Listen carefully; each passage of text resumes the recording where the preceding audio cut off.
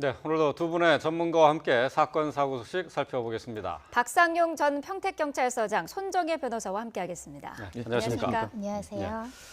자, 군 복무 중에 후임병을 폭행해서 물의를 일으켰었죠. 벌써 3년 전의 일입니다. 남경필 경기도지사의 장남이 이번에는 필로폰 투약 혐의로 체포가 됐습니다. 자, 어제 경찰 조사를 받고 나왔는데요. 나오는 모습 그리고 또 경찰 관계자의 말을 먼저 들어보겠습니다. 아버님한테 하신 말씀 없으세요? 채팅 앱을 통해서 뭐 같이 투약하고 놀 수 있는 사람, 즐길 수 있는 사람을 찾다가 검거된 거죠. 네, 자 경찰의 얘기가 채팅 앱을 통해서 같이 마약을 투약하는 여성을 찾다가 경찰이 검거한 것이라 이렇게 설명을 했어요. 예. 그러니까 이제 마약을 혼자 투약한 게 아니라 같이 투약한 사람을 찾으려고 채팅 앱을 하다가 거기에 이제 경찰이 의장 수사해가 접근해가지고 나하고 같이 하자 그렇게 해가지고 공작해가지고 만나가지고 아마 체포한 것 같습니다. 이 마약 사범 같은 경우는 경찰이 이런 채팅 앱을 통해서도 이렇게 항상 감시를 좀 하고 있는 건가요? 마약 수사는요, 마약 구매자 역할을 해야 됩니다. 수사 그냥 일반 수사하고 틀리거든요. 경찰이 마약 구매자인 것처럼 위장해가지고 마약 사범에게 접근해가지고 같이 하자. 그래가지고 증거를 확보해가지고 이제 체포하는 거죠. 아, 그렇군요. 필로폰의 양이 상당했다고 하는데 중국에서 들여왔다고 해요. 중국 유학을 갔던 전력이 있다고 합니다. 거기서 알게 된 지인으로부터 4g 양을 사서 들어왔다고 하는데 그 구체적인 경위는 더 살펴봐야 되지 않을까 싶은데요. 많은 사람들이 의아한 것이 중국은 마약 범죄에 한해서는 우리나라보다 훨씬 더 엄격하게 처벌하고 심지어는 사형까지 집행하는 나라이기 때문에 실제 한국인도 마약 범죄로 사형이 여러 명 된 전력이 있어서 우리나라에서 좀 외교적으로 노력한 부분도 있을 정도인데 왜 중국에서 반입까지 하면서까지 이렇게 마약을 흡입했어야 되는가 그런 문제를 좀 제기하시는 분들도 있고요. 오히려 마약 흡입보다 이 중국으로부터 이 마약을 밀반입한 문제가 더 심각한 거 아니냐 이런 여러 가지 지적이 따르고 있습니다.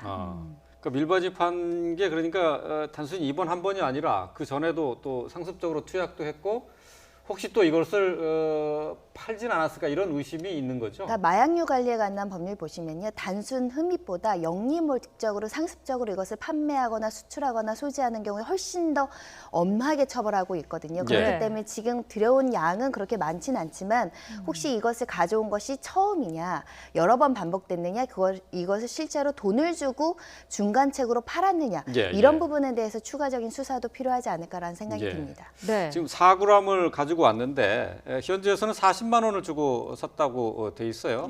글쎄요, 이제 이게 일반적인 가격입니까? 어떻습니까? 이 0.03g 주사기로 투입할 수 있는 일회가 지금 이제 국내에서는 한 10만 원 정도에 거래되고 있거든요. 그러니까 이제 중국에서는 이게 4g에 40만 원이라 하더라도 우리나라에 오면은 몇 배로 하는 거죠. 그렇기 때문에 지금 4g을 밀반입했다고 하는데 2g만 압수가 됐거든요. 그럼 나머지 2g은 어떻게 소비했나? 이게 이제 경찰이 풀어야 되는데 이게 진술에 의해서뿐이 할 수밖에 없는 게 있습니다.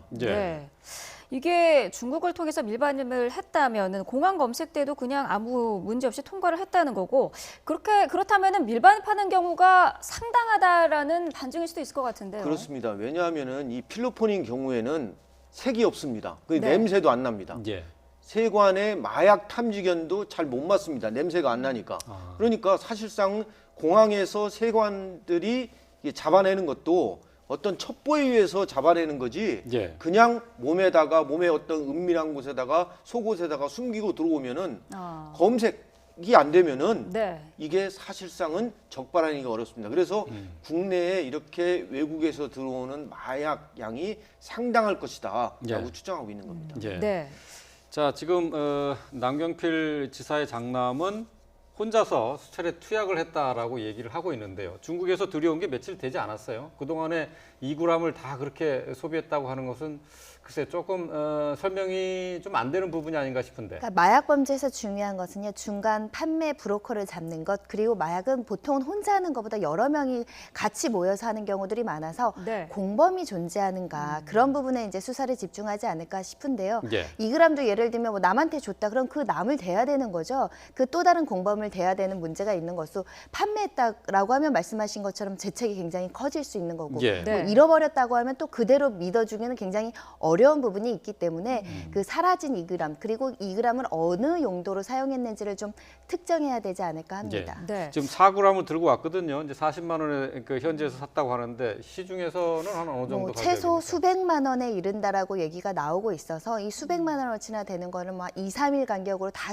소진했을 일은 없을 것이다. 네. 그래서 그 2g을 그러니까 2g이 한 63회 정도 쓴다고 합니다. 예, 예, 그러니까 예. 한 명이 한 63회 정도, 또는 여러 명이 63인분이라고 하는데요. 그러면 이 사라진 2g에 대해서는 명확하게 그 경위를 밝히는 게 수사기관이 해야 될 역할이라고 보입니다. 네. 예. 어쨌든 지금 상황으로서는 마약 밀반입한 부분 그리고 투약한 혐의인데 이 정도로는 처벌이 어느 정도 이루어질까요? 일단은 아까 말씀드린 것처럼 추가적인 수사를 통해서 밝혀야 될 부분이 있는데, 네. 지금 드러난 1회 정도 투약한 혐의로는 초범인 경우에는 집행유예를 내려주는 경우도 상당히 많거든요. 예. 다만 정말 초범인지 상습 투약인지 과거에 어떤 마약을 거래한 혐의들이 있는지 이런 것들에 따라서 형량이 좀 달라지지 않을까 싶습니다. 예. 반입이었고, 또 이 남경필 지사의 아들인 경우에는 예전에 군에 있을 때 징역 8월에 집행유예 2년이 선고가 됐어요. 예, 그렇죠. 그거는 뭐냐면은 근신해라는 얘기거든요. 근데 마약을 했기 때문에 이번에는 아마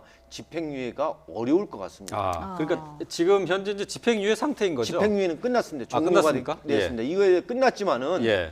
이제 집행유예가 끝났는데 또 집행유예를 물론 할 수는 있지만은, 이게 마약을 단순 흡입한 게 아니라 이 마약을 중국에서 밀반입한 거거든요. 예, 예, 이 예. 밀반입한 것은 수입한 거기 때문에 예. 형량이 다른 마약 단순 소지라든가 투약한 것보다 무겁습니다. 예, 네. 그렇군요.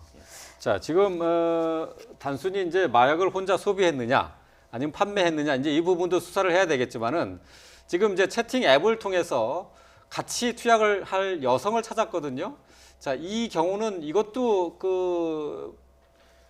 처벌의 범주에 들어가는 건가요? 아니면 이 여성이 예. 실은 보니까 여성으로 위장한 경찰 마약 수사관이었습니다. 예, 그랬죠. 그래서 통상 이제 변호사는 또 그렇게 얘기하거든요. 아니, 마약 원래 하려는 의도가 없었는데 경찰이 마약 수사관으로 마약 구매자로 위장을 해가지고 먼저 접근을 나에게 했다. 마약을 예. 했기 때문에 한 아하. 거다. 예, 예. 네. 그래서 이거와 관련해서 함정 수사냐, 위장 수사냐 공방이 있는데요. 이 경우에는 남경필 지사의 아들이 마약을 판매하려고 아니면 같이 하려고 의사가 있었기 때문에 예. 이 경우에는 함정 수사가 아니라 위장 수사에 해당한다고 생각이 됩니다. 예. 네. 마약을 구두로만 권고를 하거나 권유한 것만으로는 형사처벌이 어렵고요. 아. 다만 그 마약 광고를 하는 온라인 통해서 뭐 마약 광고 같은 하는 판매상들 있죠. 네. 광고만 올리더라도 처벌되는 규정으로 개정이 됐기 때문에 예. 마약을 판매한다, 마약을 거래할 수 있다 이런 광고를 하는 경우에는 처벌될 수 있지만, 단순히 같이 할 사람을 구한다는 정도의 글만으로는 그걸 따로 범죄로 보기는 어렵습니다. 아, 그렇군요. 네. 예. 자, 남 지사는 예정보다 일찍 오늘 오전에 이제 귀국을 했는데요. 이 아들은 아버지에게 할 말이 없느냐는 질문에 입을 꾹 다물기도 했습니다. 과거에 남 지사가 북 콘서트를 통해서 이 장남에 대해서 언급한 영상이 재조명 받고 있는데요. 그 부분 영상으로 보도록 하겠습니다. 교육을 못 시켰는지 군에 가서 폭력을 휘두르는 그런 일도 있어서 저희 가족이 지금 굉장히 힘듭니다.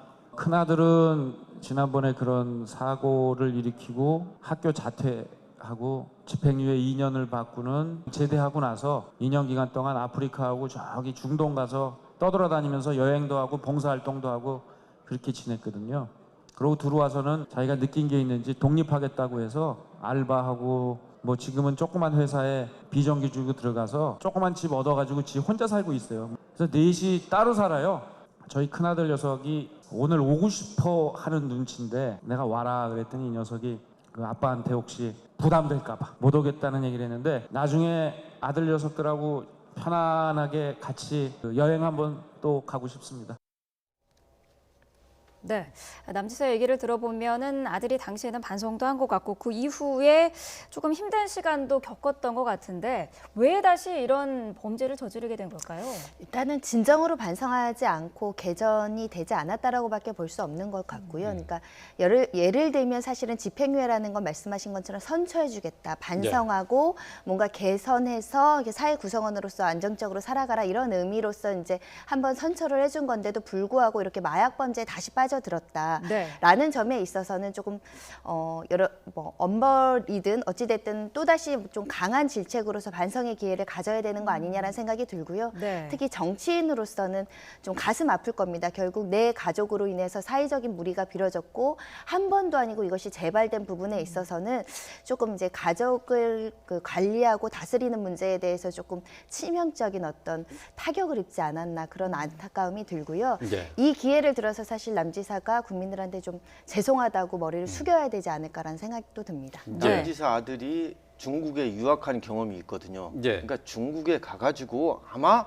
마약에 유혹을 당한 것 같습니다. 예. 그리고 그 마약을 갖고 와가지고 혼자 생활하다 보니까 아버지하고 떨어져서 혼자 생활하다 보니까 네. 제가 볼 때는 좀 그 보통 마약 피우는 사람들이 좀 우울하거나 마음이 외로우면 피거든요. 네. 한 번 피기 시작하면 이게 중독이 됩니다. 그렇죠. 예. 근데 그 지금 남지사의 그 아들은 중국에 유학을 가서 학교를 다 마치지를 못했어요. 그렇습니다. 예. 근데 한국에서 중학교 다니다가 미국에 갔다가 예. 다시 중국에 유학 갔다가 중국에서 대학을 채 맞추지 못하고 했거든요. 결국 한국에서 마약 많이 적발되는 사람들이 조기에 유학 간 사람들이 있는 그러니까 예. 미국이나 중국이나 이런 데 특히 미국 같은 데는 이 마약이 자유롭게 필 수 있거든요. 예, 예.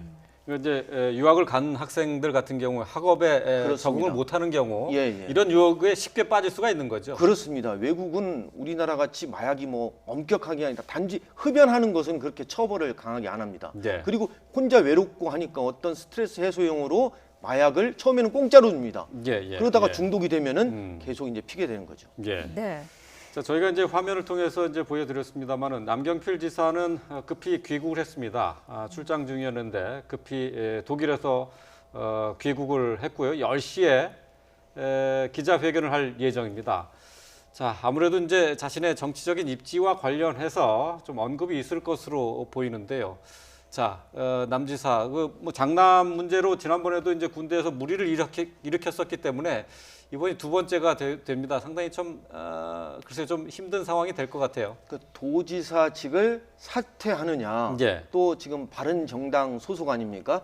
정당을 또 탈당하느냐, 이 이제 기로에 선 것 같은데 사실상 가족 문제하고 어떤 이 공무상 문제하고는 별개일 거 아니냐. 근데 사실 지난번에 이제 이런 얘기했지 않습니까? 수신제가 치국 평천하. 예, 예. 자기 몸 다스리고 집안을 제대로 다스릴 줄 아는 사람이 결국에는 그 경기도도 잘 다스릴 거 아니냐. 이런 비판. 예. 이거에 대해서 제가 볼 때는 한동안 자숙하는 시간을 갖지 않을까 저는 그렇게 생각합니다. 예. 네. 지금 이 큰아들 같은 경우에는 경찰 조사를 어제 이제 했고요. 구속영장이 신청이 된 상태인데 앞으로 어떻게 진행이 될까요? 일단은 이제 구속영장이 발부되면 구속수사를 받을 것으로 예상이 되고요. 네. 확인해야 될 수사 부분들이 이제 얼마나 투약을 했는지 지금 소변검사에서 양성이 나왔다고 하는데 국가수에 네. 또 모바일 검사를 의뢰했거든요.